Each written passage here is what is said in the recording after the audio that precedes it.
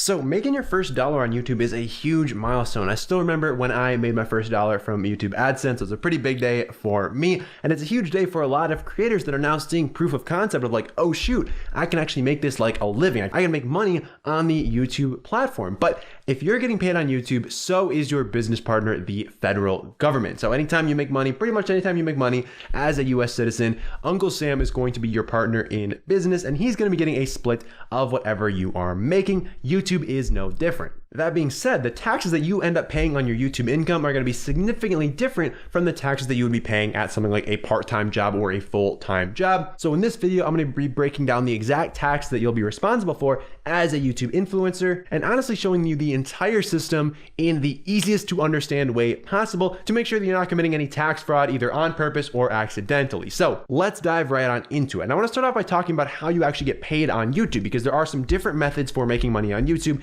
Depending on the method you use, the way that you're going to be taxed might be a little bit different. So I'm going to go over the three most common methods that we have for making money on YouTube, which are YouTube AdSense, sponsorships, and merch. So there's going to be taxed slightly different tax consequences for these. So let's dive into them individually, starting off with YouTube ads. So while YouTube ads are the most common way that most people think of when they're thinking about monetizing on YouTube, they are rarely the most profitable, especially for larger creators, because as you appeal to a wider and wider audience, the value of that audience to advertisers goes down. So for example, this kind of content that I'm making right now, financially related content, is more valuable to advertisers than content that is just more like lifestyle content or vlog content. So the amount that I'm going to be making from YouTube ads per viewer is significantly more than a larger channel, but the larger channels have more volume, so they are making more money that way. And the money that I'm talking about here is the money that's being made every time YouTube shows an ad either before, during, or after the videos on the platform. So all of those ads are being monetized,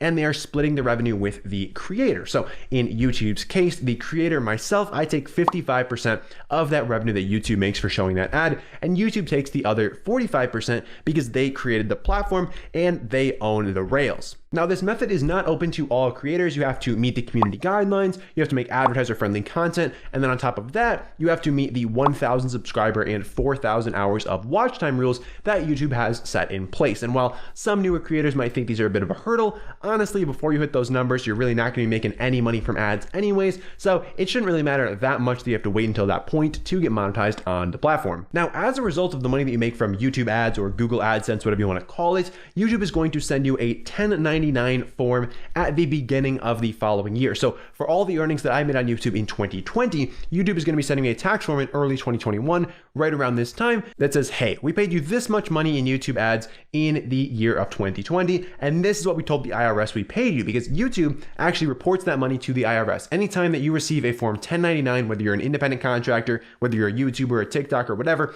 anytime you get a 1099, the company sending you that 1099 also reported it to the IRS. So what 1099s basically do is they allow the IRS to match up the numbers. So if Google tells the IRS, hey, we paid Apple whatever, 10 grand last year, and then I don't tell the IRS that Google paid me anything, IRS is going to be like, hey, Apple, Google said they paid you 10 grand last year. Where's that 10 grand? Okay, because they want their cut of that 10 grand or however much YouTube paid me last year. I have no idea. However, the number that is shown on that 1099 that shows how much Google paid you in terms of YouTube ads over the last year is not necessarily the number that you're actually going to be paying taxes on. Okay, and we're going to talk a little bit more about deductions a little bit later, but that's going to be a way for you to potentially reduce that number so you're not paying taxes on so much income. Now, the next method for making money on YouTube is sponsors. A lot of you guys are probably familiar with sponsors. When you partner up with a brand gives you some money or some product in order to make a video where you mention them. This is honestly a much bigger moneymaker for a lot of the bigger creators than YouTube ads are, because a lot of times brands are going to be willing to pay a lot more to go directly to that influencer, get a direct integration into the video, as opposed to just the ad at the beginning. Plus, with a sponsorship, you're not splitting that money with YouTube, so you get a bigger piece of the pie. You also have the power to negotiate in this scenario, which gives you a lot more leverage than you have with YouTube ads, because with YouTube ads, you kind of get whatever you get. You know, you can't set the ad rates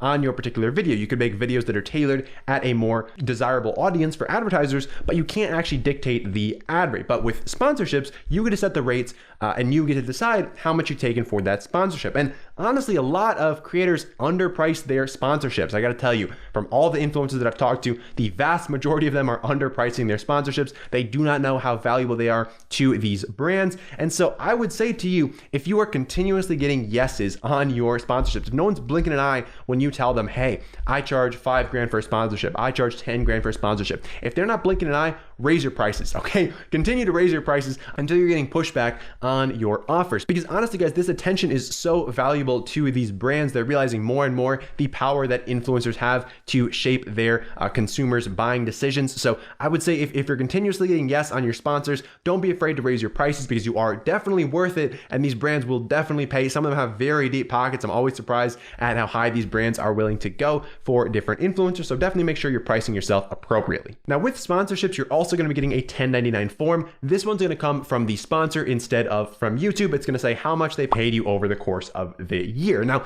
some sponsors might not actually give you 1099s. That doesn't mean you don't have to report the income on your taxes. Anything that you receive, you are legally required to report, and that actually includes free products. So if a sponsor sends you some cash and a free product, you also have to report the free product to the IRS. The IRS wants to know about it, and they want to tax you on the value of that product. Now, there is an exception here. If you get something worth less than $100, the IRS does not care. They say, whatever, it's less than $100.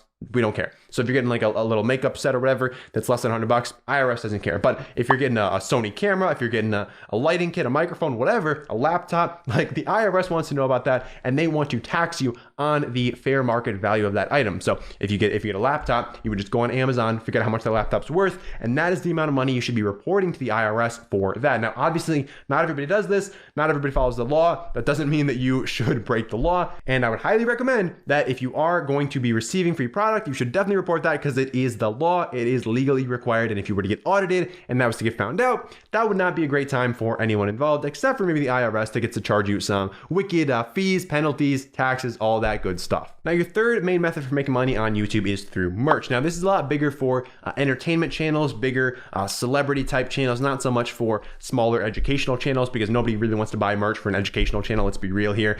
They didn't come to the channel to buy merch to support the brand. They came there to learn something. So this is actually really crucial though for non-advertiser friendly channels. So thinking like Nelk Boys, people of that nature who are just not advertiser friendly at all, they rely a lot on merch because they're not getting any YouTube ads, and no sponsors really want to work with them because they're just not advertiser friendly at all. So they have to rely on merch sales to make a decent amount of money on the YouTube platform. Now, there's a number of different platforms when it comes to merch that really range anywhere from like super hands-on to super hands-off, but the tax consequences of going with more of a hands-on or hands-off approach, it isn't really going to matter that much. Okay, the only difference to be had there is that if you do go more of a hands-on approach, I mean, if you're buying like screen printing machines, if you're buying like laser printers, whatever the heck you got to buy to do screen printing for t-shirts and hats and whatever, like that's likely going to be deductible business expenses. So spending money on shirts and everything, like that's likely going to be a deductible business expense, which we'll talk about in just a little bit here. But if you're doing it all hands off, obviously you're not going to have those expenses to write off. And so how merch really works is you're probably not going to be getting a 1099 form for merch unless you're going with a super hands-off solution. Okay, so if you're going with a company that like does literally everything for you, like total fulfillment,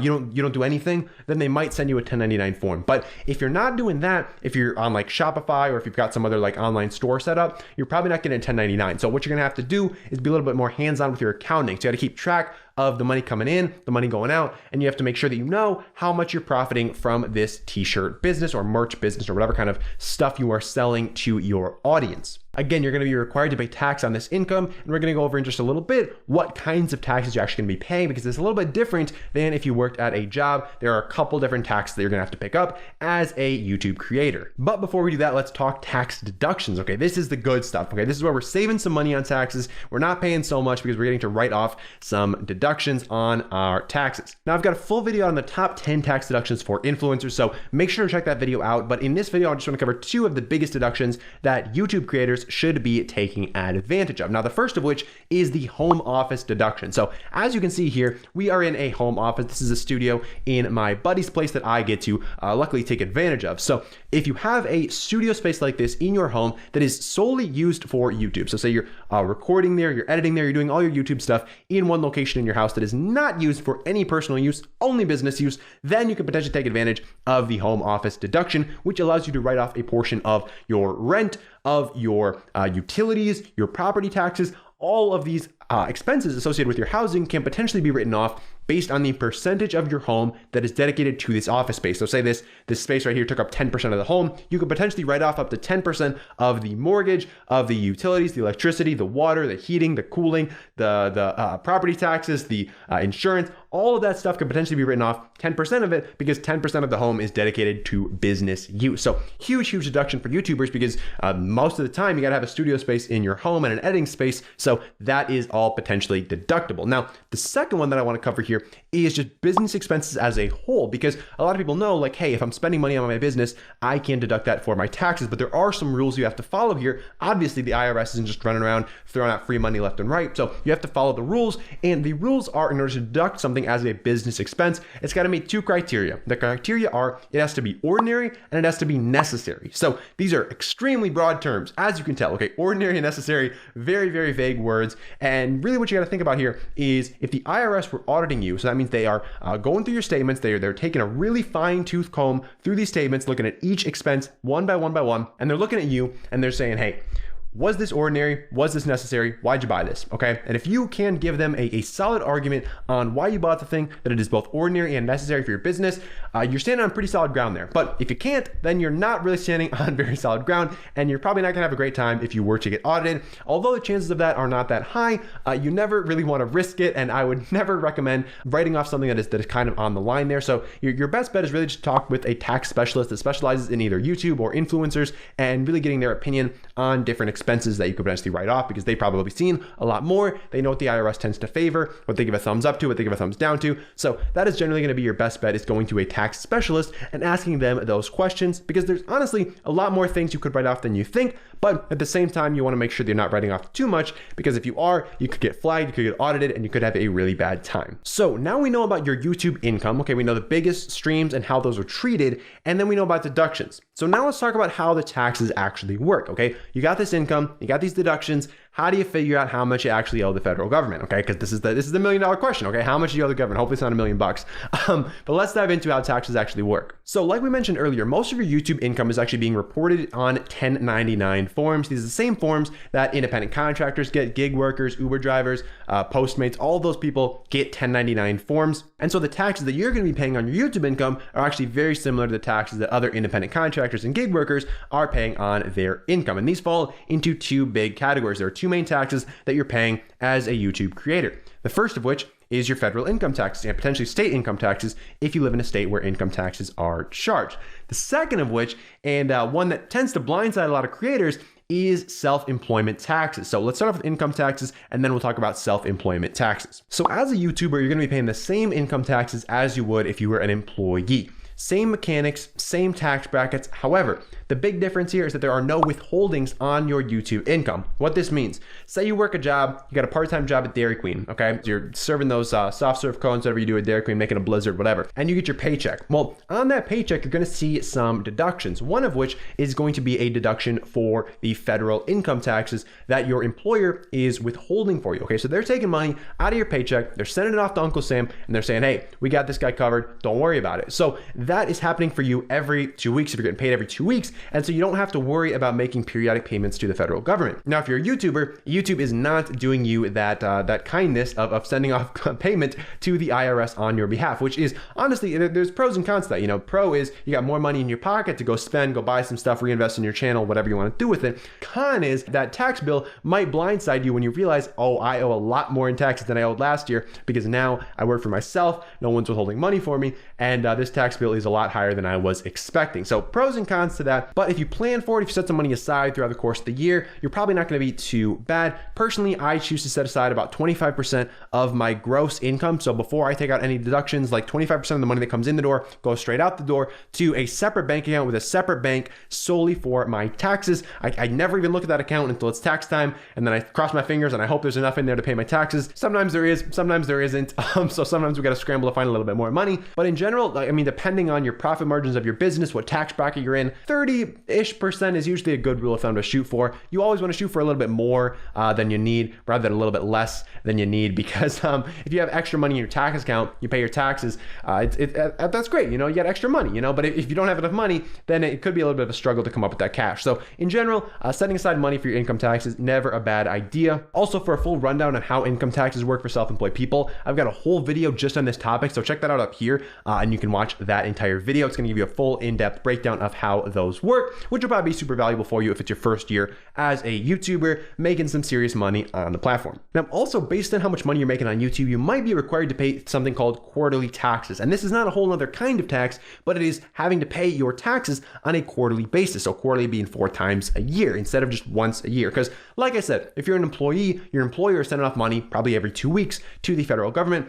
Government likes to get paid on a regular basis. You know, they got a budget to keep, they got to keep the lights on, they got to keep the people paid. So they want to be getting money on a regular basis. They don't want to wait until April 15th to get your check, you know? So they're going to ask you for money 4 times per year if you're making a significant amount of money on the platform. What does significant mean? Well, if you're going to owe them more than $1,000 in federal taxes, then you're going to be required to pay taxes on a quarterly basis. How do you figure that out? Well, I've got a whole video on quarterly taxes that's going to walk you through exactly how that works. So check that out up here, and then I'll show you exactly how to know if you're supposed to be paying these things, if you're legally required to be paying these things, because if you are required to and you're not, we're talking fees, we're talking penalties, we're talking interest, and we're talking a bad time all around. So make sure if you are supposed to be paying quarterly, you should be paying quarterly. It's legally required. So definitely figure that out for yourself and make sure you're doing what you're supposed to be doing. Now, one significant misconception here that a lot of people have about income taxes, especially for self-employed people, is that you're taxed on your income. And that's not the case, okay? It's a little bit of a misnomer here, okay? Income tax is not a tax on your income, it's a tax on your profits, because your expenses are deductible from your income, okay? Income minus expenses gets you your profit. And like I said earlier, your business expenses are deductible if they're both ordinary and necessary. So your profits are what you're actually taxed on. If you make $100,000 on YouTube, you spend $60,000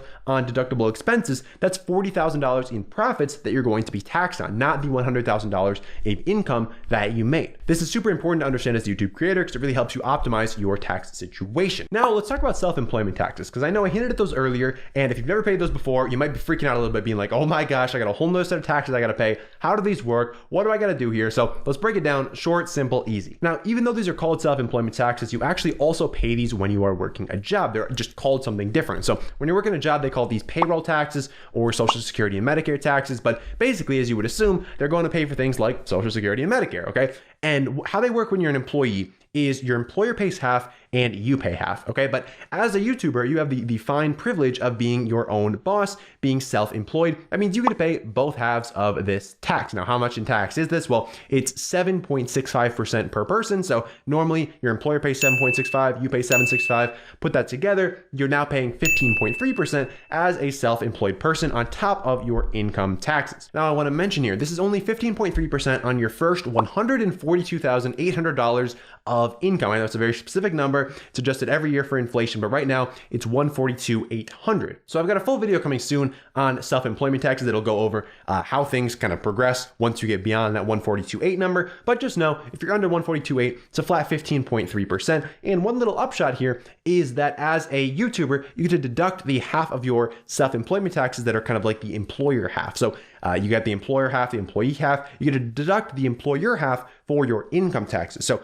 little bit of a benefit there. Really helps out bigger creators like Mr. Beast, especially. I made a whole video about how much he pays in taxes, and self-employment taxes is a big, big piece of what he's paying with all the team that he has going on. So check that video out up here if you want to watch that. But just know you get a little bit of a benefit there for the employer half of your self-employment taxes. So to bring it all together here, you're going to get paid as a YouTuber in a variety of ways, from YouTube ads to sponsorships to merch sales to really anything else that you can think of in order to monetize on YouTube. And you're going to be taxed on all of that income. Okay, your business partner, Uncle Sam, is going to want to take his cut of any income that you make on the YouTube platform or elsewhere. Now, you're going to be paying both income taxes and self-employment taxes on that money after you take out your deductible expenses. So like I said, the formula, you got your income, you got your deductible expenses, your home office deduction, all of that good stuff. And then that's going to leave you with your taxable income that's going to be taxed according to the formula that we lay out in the income taxes for entrepreneurs video, which you should absolutely check out if you have not yet watched that video. It's going to walk you through exactly how much you're going to be owing in taxes, because this video just shows you what you're going to be taxed on.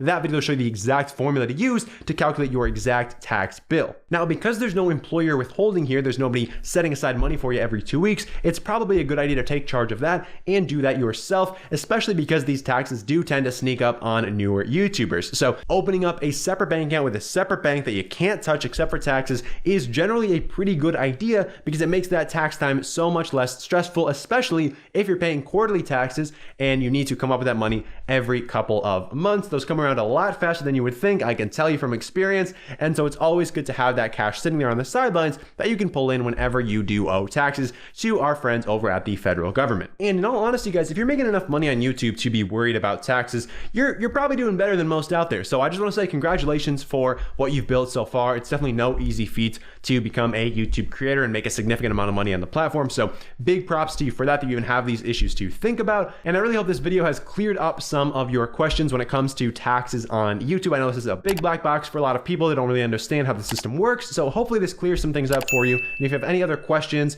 or just clarifications, feel free to drop those in the comments below. I'll reply to each and every one of those because I want you guys to be as informed as possible on these different topics. They're super important to know about, especially as a YouTuber, as a self-employed person. You're working for yourself. You got to keep track of this stuff because there's nobody holding your hand on these different things. So hope you enjoyed the video. So now the next thing you should do is click the subscribe button down below and check out this video over here where I dive deep into exactly how income taxes work for self-employed people. Like I said, the exact formula you use to calculate your tax bill so you can get that figured out. No surprises come tax day. Check that video out and I'll see you over there.